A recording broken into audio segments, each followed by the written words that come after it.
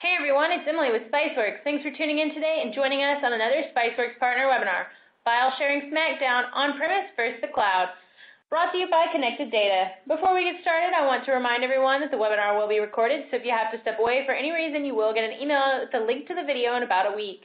Also, there's a Q&A box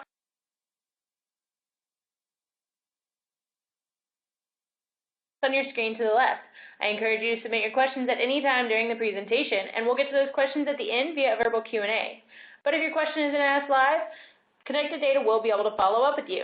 So now that all our housekeeping's done, I'd like to introduce our presenter, Russ Johnson, Chief Operating Officer. So Russ, whenever you're ready, take it away. Great, thanks Emily.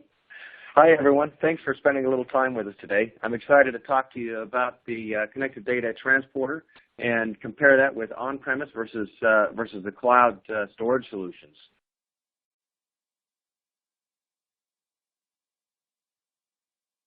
So Connected Data brings to you the Transporter, which is the secure and private alternative to Dropbox, and allows you to use your existing infrastructure to create a Dropbox-like environment for your users.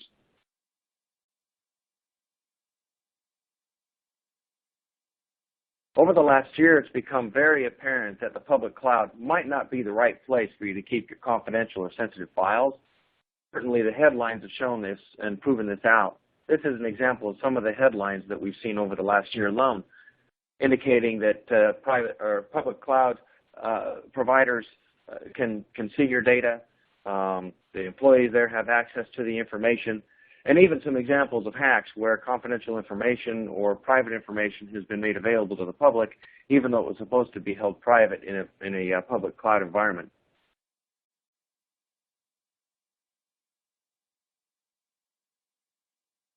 This is a study by Osterman Research, which indicates in companies of over 1,000 employees, greater than 43% of the employees admit to using a public cloud storage service, even if IT departments have asked their employees not to use it, so against IT wishes. And how this works, what happens really in the real world is you've got your traditional filer, your NAS box behind your firewall, and your employees have got to access it via VPN in order to get the shared drive. So they do that, they get access to the folders or files that they need or they like or they usually work with.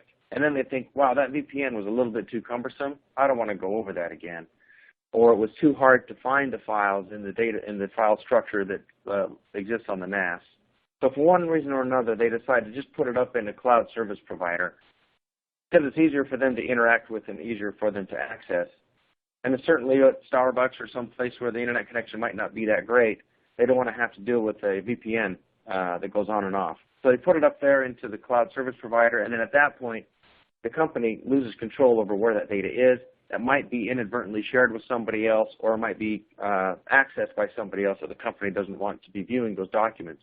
So employees aren't trying to do anything wrong. They're just trying to work in a way that's a little bit quicker and easier for them than traditional VPNs and drive letter access. So what are businesses doing about this? The donut up on the top right-hand corner lists a portion of those surveyed. 80% of companies indicate that they have an active policy to block cloud storage services such as Dropbox or Box or other such services.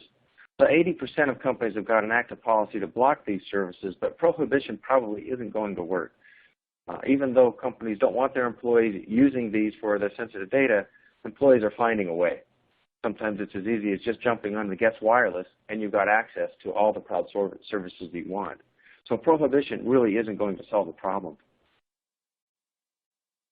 In fact, companies that have adopted the enterprise or business versions of the cloud storage providers, up to 97% of those companies want to bring that data back in-house, back in their own data center. So they've been using the business or enterprise versions of these public cloud data centers, but they still want to bring it back in-house and have control of it themselves. The reasons that they want to do that are twofold, really, from the main part. They want to have flexibility and control over the locality of data. Where is it exactly? Not that it's up in a data center someplace, but they want to know exactly where it is. Is it in this state? Is it in that state? Is it in this country or that country? They have exact control over where that data lives. And they want the ability to leverage their existing infrastructure. So they've got power, cooling, rack space, network, internet connection to be able to provide those cloud-like services to their employees and leverage off the existing infrastructure and also knowing exactly where the data is. That's what companies are asking for now. And that brings us to the transporter. The transporter is a buy-and-own solution. It's a fully integrated appliance that contains all the software, hardware, storage, and compute capacity that you need in order to provide mobile access to your folders and files, enterprise file sync and share, global replication between users, or remote site replication between transporters. It can extend the existing NAS infrastructure that you've got in a non-disruptive way that allows you to keep current systems in place and still provide these cloud-like services to your employees while keeping your data all on-premise. It's much higher capacity and higher performance than public clouds and dramatically less expensive than public cloud storage, and it's 100% private.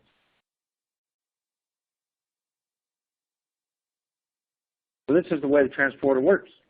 You've got your existing storage off to the right in the name of a NetApp filer, let's say. Your transporters are represented by the three blue rack mount servers there behind the firewall. And then that arrow between the transporter and the NetApp filer indicates a bidirectional link for a product or feature that we call the network storage connector. That's a bidirectional link to folders or files that are on your traditional NAS share that allows those folders or files to be deployed externally out the firewall via AES 256-bit encryption onto mobile devices. Any changes that take place on those mobile devices are placed back on the transporter and thus back onto the traditional NAS share. You still get to maintain your current NFS, SIS, or iSCSI connectivity to your current NAS appliances in order to assure backup policies, administrative capabilities, virus scanning.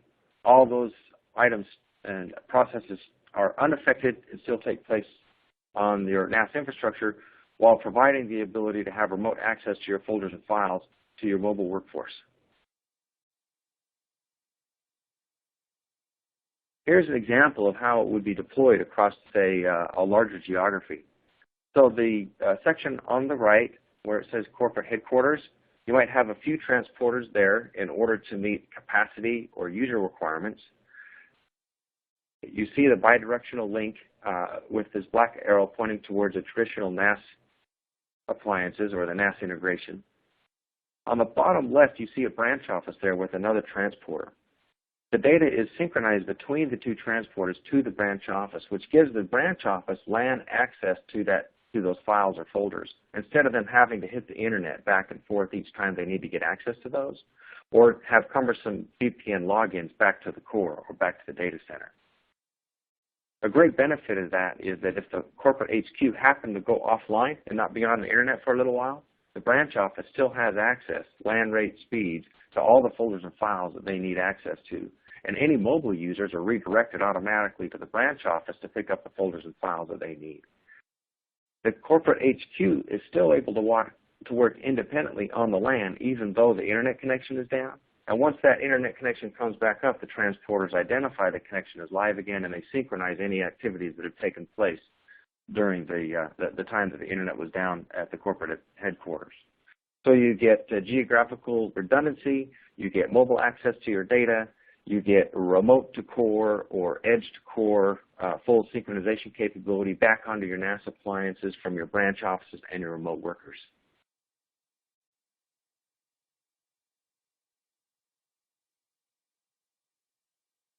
So here's, we're kind of zooming in a little bit so you can see that the square indicates the firewall, the transporter, and the traditional NAS devices are maintained behind the firewall with that bidirectional sync indicated by the yellow arrow between the transporter and the NAS product. The other yellow arrows pointing to the mobile devices indicate that AES 256-bit encryption for the data that they have access to.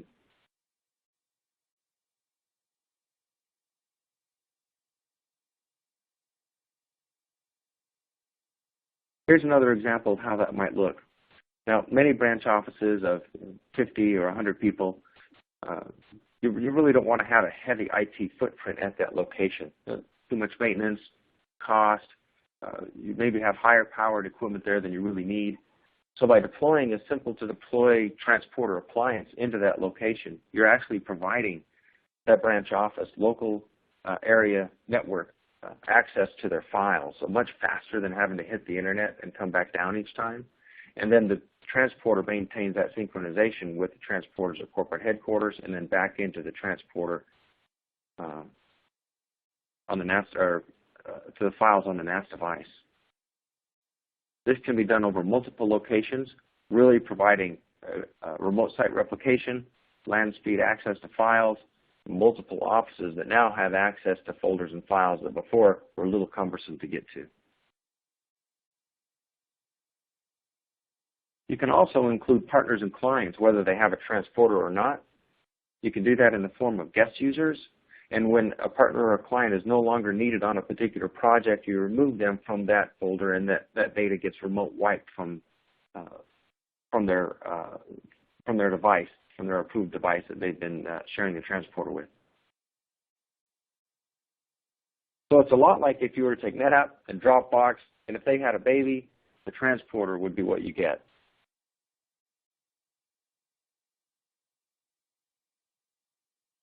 This is an example of the user experience. So you can see with this representation of Mac operating system here that it's very familiar. It's what I would say a Dropbox-like experience or a very familiar Mac-like experience. On Windows, it looks exactly like if you were in Windows Explorer. So you open up Finder in this case, right mouse click on folders or files. You get the same menu options that you normally would, plus a transporter contextual menu that allows you to share folders, create links, links with expiration dates to send out to colleagues or partners, create the ability to share a folder.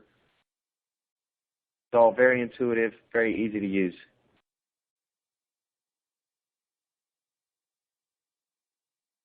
We have every public cloud benefit with the added advantage of it's very secure, it's on-premise in the location you choose. One thing I like to point out on this slide is that the public API that allows third-party apps to have direct access to the transporter. One example of that is if you have an industrial application, such as a real estate firm that fills out some forms when they take photos of homes and write down some information on a tablet. That can be saved right down to the transporter at headquarters and never have any concern about data loss. Insurance company, healthcare company that does home healthcare visits can have a form on the tablet and type in the information that they need to gather from that visit. And then when they click save, it saves it right down to the transporter. And if that tablet were to be lost between home healthcare visits, there's no personally identifiable or healthcare information on that tablet when it got lost. It's all been saved down to the transporter at corporate headquarters.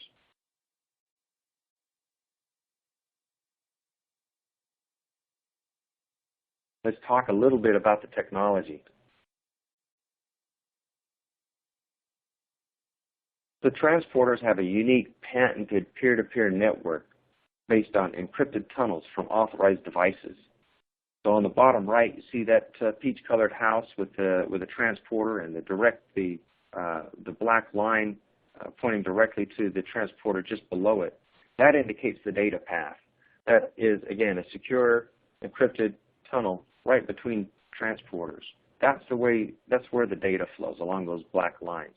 The dotted lines that are gray indicate messaging traffic. So what happens is this user over at that pink house invites a user at the transporter just below it in the form of an email invite that goes to our central service and then back down to that user just below them there. And if that user accepts that invite, then that triggers our central service to send down a note to both transporters to create that encrypted peer-to-peer link between transporter devices. So we never see any data. the data never goes through our central service. The data is always encrypted between the two transporters. And we have just initiated the request for the two transporters to create their own encryption key. And so the keys stay on the authorized transporter devices. We never have the encryption keys in our central service as well. So that takes place between the mobile devices there on the left and a transporter device, between the two transporter devices, or any type of a mesh that you might actually want to create. It's a lot like what Skype did with voice over IP. The original voice over IP infrastructure or companies used a heavy footprint switching infrastructure, so it wasn't much different than the telcos themselves. Then Skype came along and said, hey, I think that the users have all of the infrastructure that they need in order to make this communication happen, so let's create a peer-to-peer VoIP network between the users, and they can handle the infrastructure on their own. So we've taken that theory and applied it to private cloud data, where you can create a mesh between these encrypted peer-to-peer networks, network tunnels between each transporter or authorized transporter devices, such as mobile devices.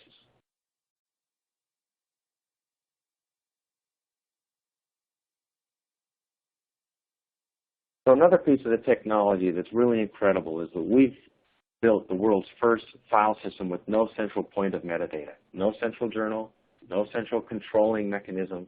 Each transporter has its own journal, and then what we call a playback engine.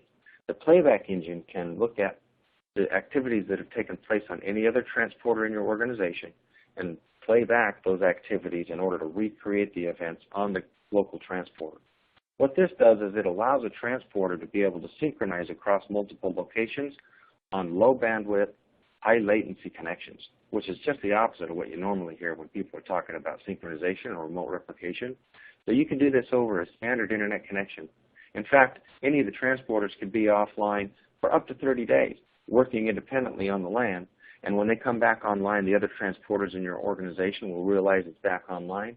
They'll share the information and replay what's transpired over the last 30 days and recreate a fully synchronized environment.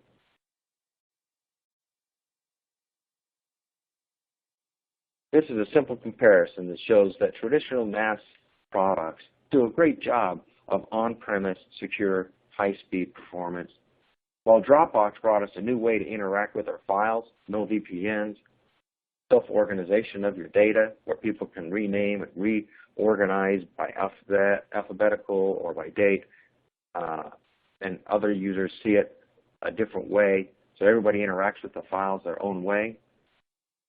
So Dropbox has done some great things, and then Connected Data brings the best of both worlds, the high-performance, on-prem security aspect of traditional NAS, while providing the Dropbox-like experience or cloud-like experience that the users require now.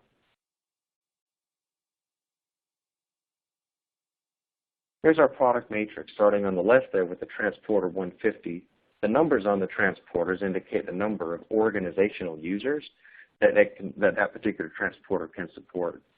If you need additional users, you add another transporter in a grid-like fashion. So 450 users would be 3 of the Transporter 150s. If you need additional capacity, you add an additional transporter.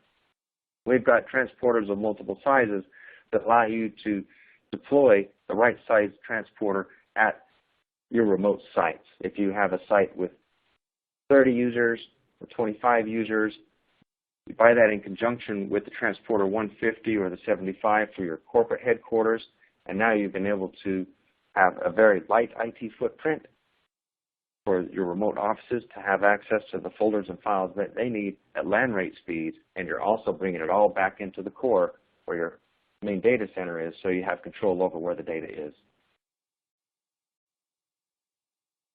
The Transporter 150 and 75 are 2U rack mount servers with dual redundant hot swappable power supplies, RAID configured hard drives, SSD acceleration for our metadata, and they both include the network storage connector feature that I talked about earlier.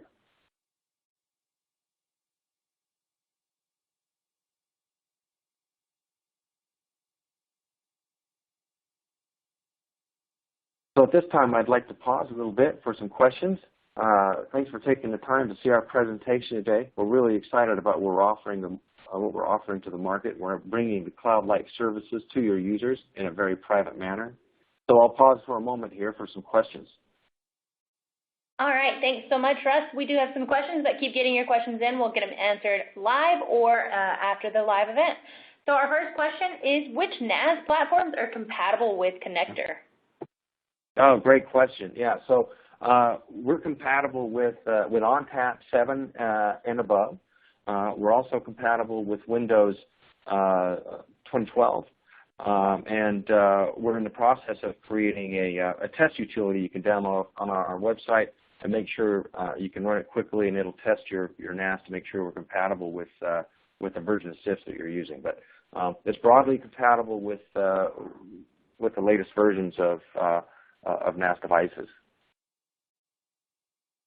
Great. Our next question is, what happens when an employee leaves an organization? Does Transporter have remote wipe availability?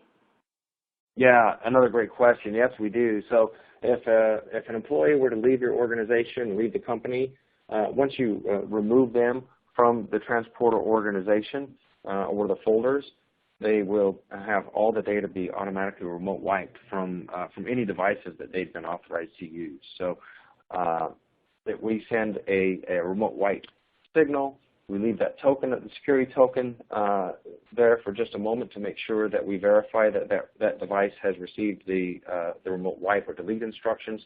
And then once that's complete, we remove the token. Great. Another question, what if a customer requires more than 150 users? Can the product scale? Yep, the product can scale. If you need additional users, you just add another transporter in a grid-like fashion. So 10 of the 150s will support 1,500 users. It's also important to point out, thanks for asking that question, I forgot to mention something earlier, transporters support an unlimited number of guest users. So the organizational users are users that have read, write, and sharing capabilities within your organization. And if they need to invite a guest user or a partner or somebody to collaborate on a particular project, we support an unlimited number of guest users. All right, cool. Our next question, is there a price change on the Transporter 75 and 150 with the new connector feature? No, there is not. The Transporter 150 and the Transporter 75, the 2U rack mount server versions of the Transporter, they come with the network storage connector included at no additional charge. Great. Here's a really great question from Jason. He asks, how does the Transporter handle team or departmental shared folders? Oh, great. We do have a group construct, so you can establish groups, whether they be work groups or organizational groups or departmental groups, and manage that folder structure and the rights there to within that group infrastructure. Great. So Brandon asks, for growing small business, what would you recommend for elasticity? For elasticity, so I assume you're talking about the growth aspects there, and if you're wanting to do capacity or user planning. So the transporters do scale up and out in a grid-like fashion. If you add an additional transporter, you can increment the number of users and the amount or the amount of storage. So depending on how what your requirements are, you can add an additional transporter to meet growth requirements for storage and user increases. Great. Brandon also asks, what is the cost? The price of the Transporter 150 is $18,999, and the price of the Transporter 75 is $9,999. That's a buy and own appliance model. So once you amortize that, it's much more cost effective than competitive solutions. We do have a service and maintenance contract agreement that renews annually, which is roughly 18% of the Transporter appliance price, which we find is well below the industry average. So The total price for a transporter 150 is just under $23,000. Great. Here's a question from Brian. He asked, does it integrate with Active Directory for authors and groups? Authentication. Yeah, right. So we do have at this time a Active Directory connector, which imports your Active Directory users for authentication. And get a little ahead of myself here, but by the end of July, we're happy to announce Active Directory integration. We're doing that with our partner Okta. Great. Looks like we have a question from from Robert, and he asks, if I start with a sync or NAS and need more storage, can I simply add transporter with the storage to the mix? Yep, that's absolutely right. It sounds like you understand it quite nicely. You can add an additional transporter to increase the amount of storage that you need. That's right, or that you have, right? All right, fantastic. It looks like we have one more question. Can a company be too small to use cloud file sharing? It really depends on the company. I think that the ability to share files in the cloud, Dropbox did us a great favor by teaching us a new way to access files and folders. A lot of small companies that I talk to actually have very big files. They might be a marketing company or an engineering company that are sharing in a collaborative fashion with peers or customers those large files. And a lot of times the public cloud has limits on the size of files that can be transferred. So transporter is a great solution for that, even in small companies where you can deploy a transporter at a couple of different locations and do true collaborative work. All right, fantastic. Thanks for that awesome presentation, and hopefully everybody was able to learn a bit more about connected data. Russ, do you have any final words for our audience? Hey, I was very happy to be able to present today. Thank you for your attention and your wonderful, great questions. Please reach out to us.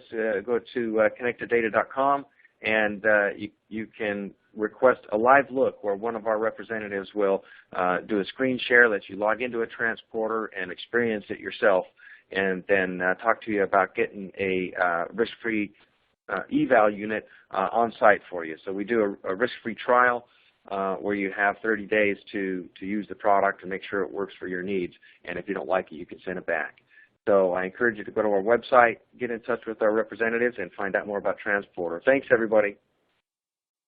Thanks so much, Russ. I do want to remind everyone that if your question wasn't addressed live, Connected Data will be able to follow up with you. And if you had to step out or miss any part of today's presentation, you will be receiving an email in a few days with a link to view the webinar on demand. Special thanks to Connected Data for sponsoring today's event, and thanks to each and every one of you for tuning in today. We hope to see you back soon for another Spiceworks Partner webinar. But until then, stay spicy.